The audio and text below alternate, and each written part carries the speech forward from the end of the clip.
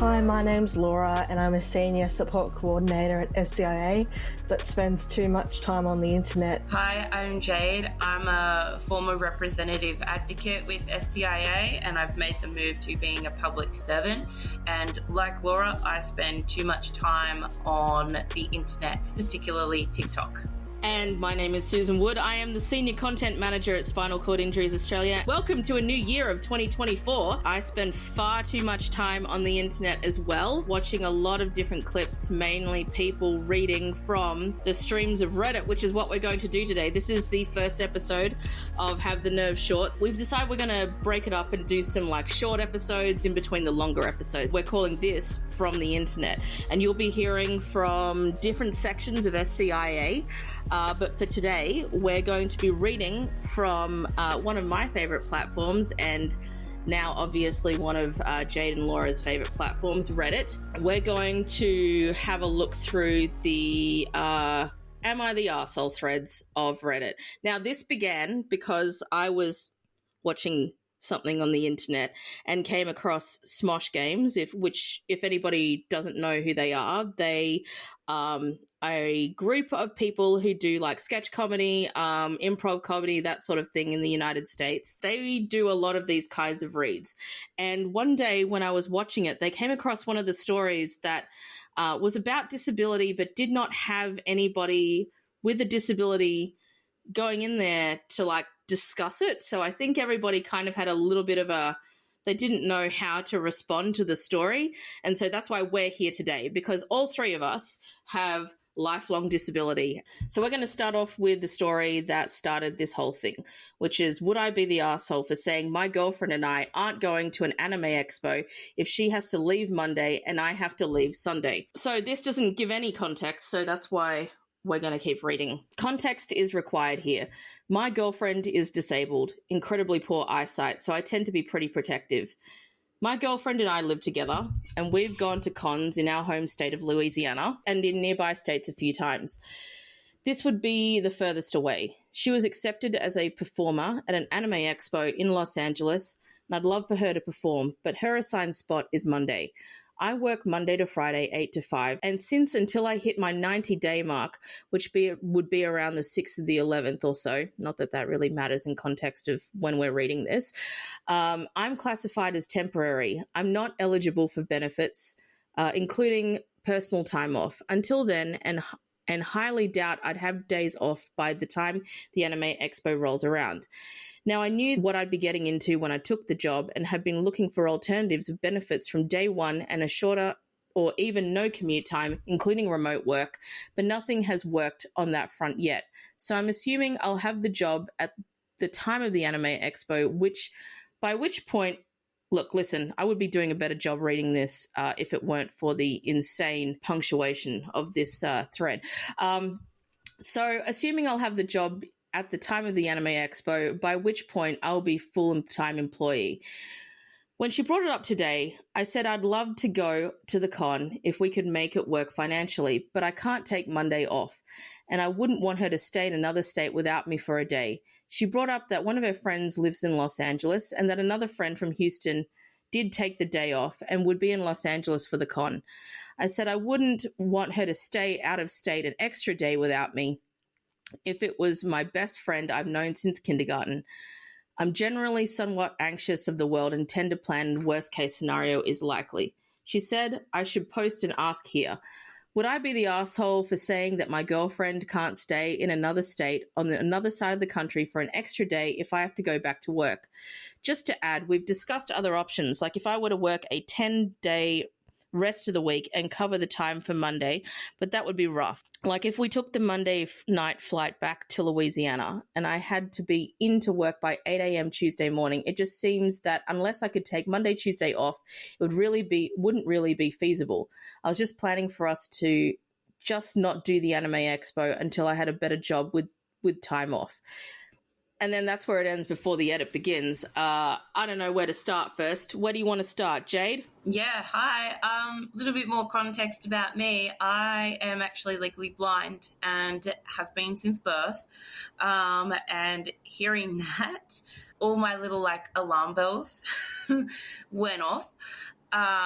because it sounds like this guy, I understand that he cares about her and he worries, but it sounds like that he's projecting his own anxiety of the world onto her, which isn't cool. If she's got friends that are willing to, stick by her on the Monday, I don't see why she can't go. I'm kind of at a bit of a loss, because if that was my boyfriend, I would be reconsidering my relationship status with him. Yeah. Yeah, I would say he's the a-hole. Like, she's already explained that she's got it straight into it. Yeah, so she's already explained that she's got a contingency plan. She's already got people looking out for her, and she's thought it through. So I think, she should have the choice of doing what she'd like to do, just by the boyfriend telling her, no, you can't do this, is a huge red flag in my book. And as Jade said, he's not worth it. It's not worth it. But you know what else I was thinking? While I was reading this, I was thinking about how this lady must... Does he have to be with her everywhere she goes? Is that what he thinks should happen? Because this is a huge deal for her. Like, she's been asked to perform at this anime expo. She's obviously super excited. She just wants to go. And he's like, no. He's crushing her dreams, which just because for the sake of him being afraid, right? So there is an edit. The situation changed a little. Her performance spot was moved to Saturday night.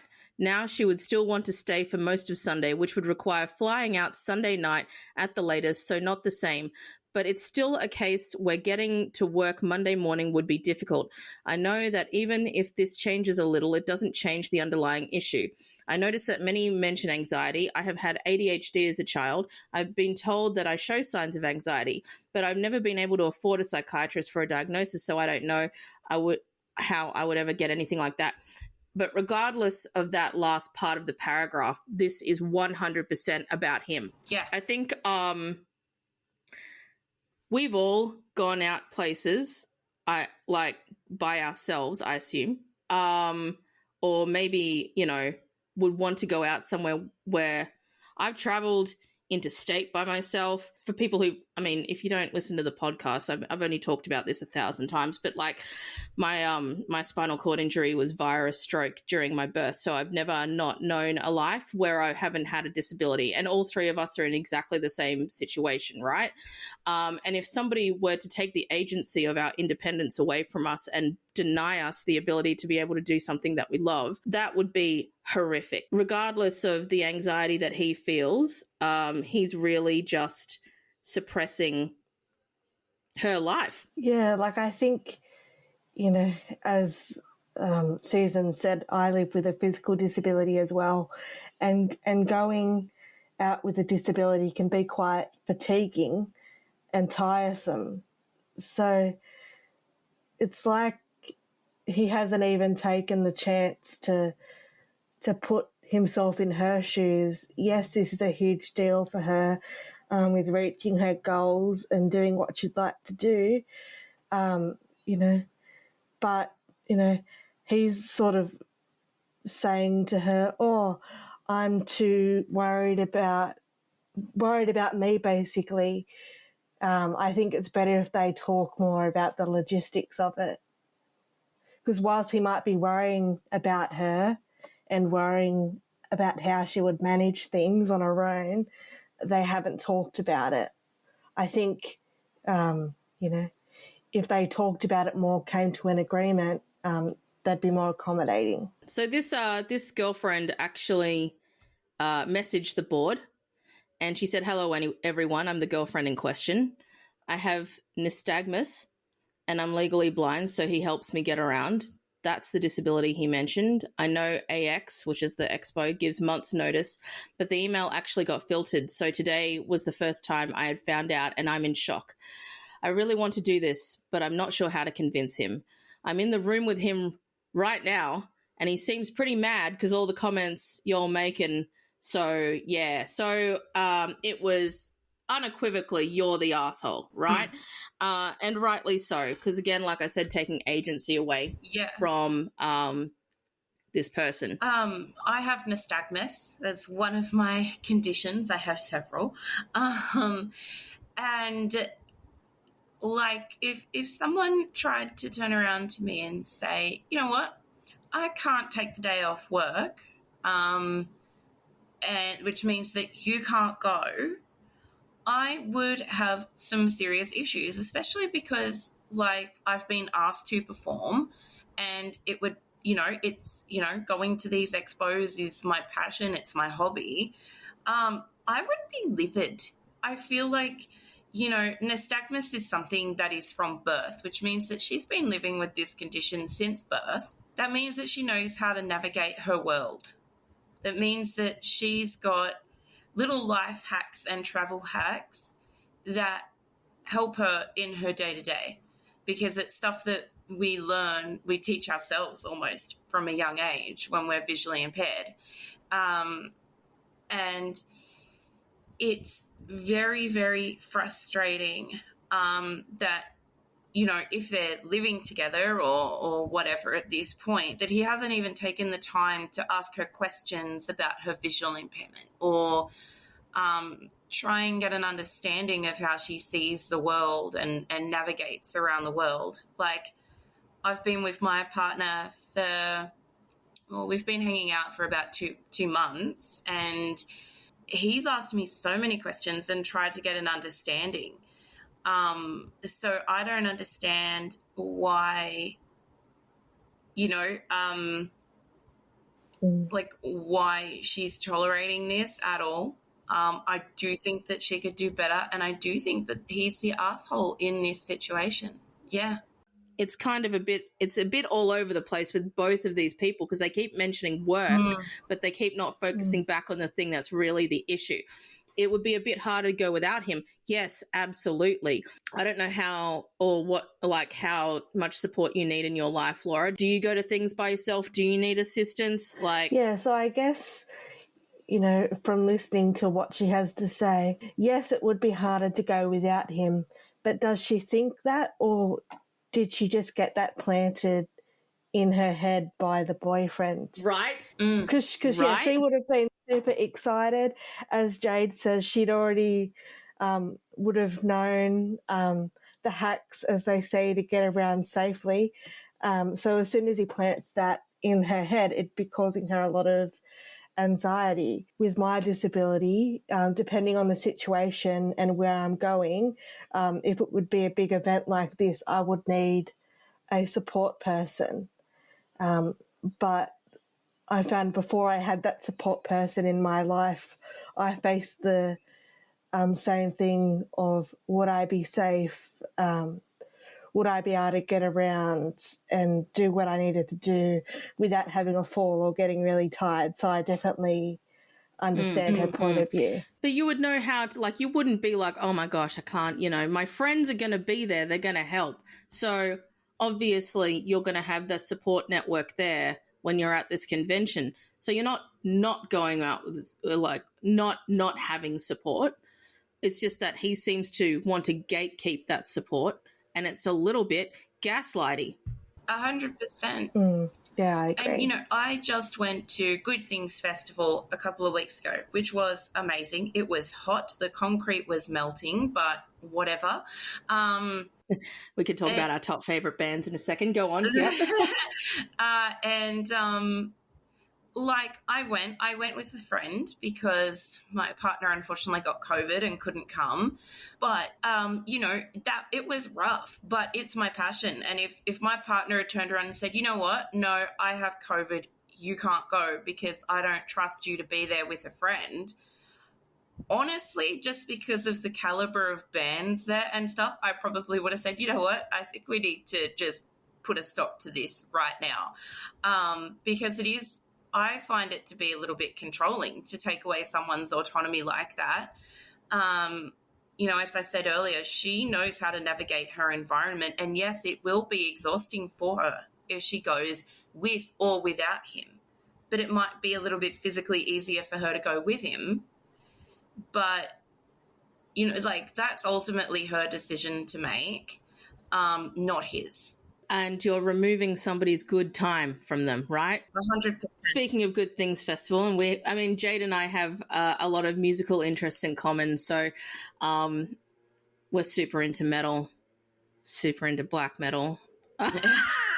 And we've gone to a lot of gigs separately together, you know what I mean? You would be with Kira, and we went to see Gojira and Lacuna Coil, and I was down the front next to the mosh pit, and you were upstairs with Kira, hanging out with Lacuna Coil. And then recently... Yeah, I was. And then recently I went to a Limp Bizkit concert by myself, and I thought maybe now was a good time to tell you about the story of that particular moment, because people who don't fully understand that we already know what sort of atmosphere we're about to enter into. You know, when I went and saw Limp Bizkit, there was backtrack a little bit. 3 weeks before that, I went to a gig there, and they have a wheelchair platform, and I thought, you know what, I'm going to take that wheelchair platform, I'm going to see what it's like, right?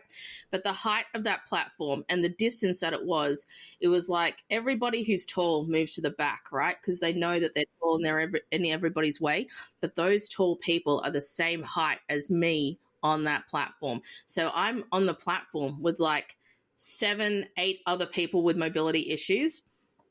We couldn't see anything. You're lucky if you can see the flashing lights, yeah. I was looking at stuff through my phone, which I was raising above my head, because people who were 6 feet and over were the same height and eye height, and it was just not worth it. So then when I knew that Limp Bizkit was going to be there, and I was like, no, I'm going to be down the front. I'm going to get there early. I don't care. I'm by myself. Got there, and suddenly every security person was on notice. They were like so afraid, and they kept saying to us, well, they kept saying to me, I was by myself, you know, this crowd can get really rowdy. You know, we're really concerned about your safety. Can you please move to the back? And I'm like, no, I'm not moving to the back. I know what I'm here for. This is not my first metal gig. And literally everybody behind me was like, you're not letting her go to the back. This is discrimination for you to be able to do something like this. Like, this is not right for you to tell an adult that they can't attend the gig, that this is an all ages gig, and you haven't said anything about children, for example, who might be entering into that mosh pit or whatever's going on. And I think it really goes back to the fact that people don't understand that inherently people are good, you know, like they will back you if you need to have any support. I mean, we've been to a lot of rough gigs. You go to Good Things, you're just like, yep, I'm in it. Well, the thing is I actually found Good Things Brisbane, the people, to be a whole lot nicer up here and a lot more accommodating up here than in Sydney. Sorry, Sydney goers, Sydney metal goers. I was a bit late for Sepultura. For anyone who doesn't know who Sepultura is, they are from Brazil, and they are an amazing thrash metal band. And I was like right up the back, and I was like, no, you know what? I want to get closer. And all the like middle-aged men are like, oh, darling, do you want me to help you get closer? And they were like making paths for me in the mosh to get me and my friend a little bit closer to Sepultura. Same thing happened with Limp Bizkit. I did not want to be down in the mosh pit. I know what Limp Bizkit mosh pits can be like. So I decided for my own sanity, it was dark, and I was thinking logistics of getting out as well. I was trying to make my way to the stands, and like people were gatekeeping the stands. And this couple saw me, and they were like, you wanting to get a seat? And I was like, yeah. And they made a path. Like they made a path for me to get up the steps. They had no care in the world about upsetting people. They were like, nah, we're going to let this person up. I don't care what you're doing. Move. Yeah. I remember when I went and saw Ghost, and it was myself, and I met this woman who had flown from Western Australia to Sydney to go and see Ghost, and everybody was in our way. And bless her, she was like taking photos, being like, this is our, you know, this is our viewing, we can't see anything. And to your point, people were like, oh, well, whatever, until one person, because I turned to this woman, and when I realized she had flown from Western Australia, I was like, I'm not going to let you sit behind all these people and not see this band. You have flown so far. And so basically I just yelled at this crowd and I'm like, let us through. And then they just parted like the Red Seas, and they were like, right, it's fine, just like whatever. And then at the same time this was happening, the security didn't know how to handle it, because I don't think they were used to really, really vocal people with disabilities just really wanting to see their favorite band. And maybe that comes down to it a little bit. So in this man's situation, unfortunately, I feel like his girlfriend is not the type of person to be very, absolutely not, I'm going to go do it.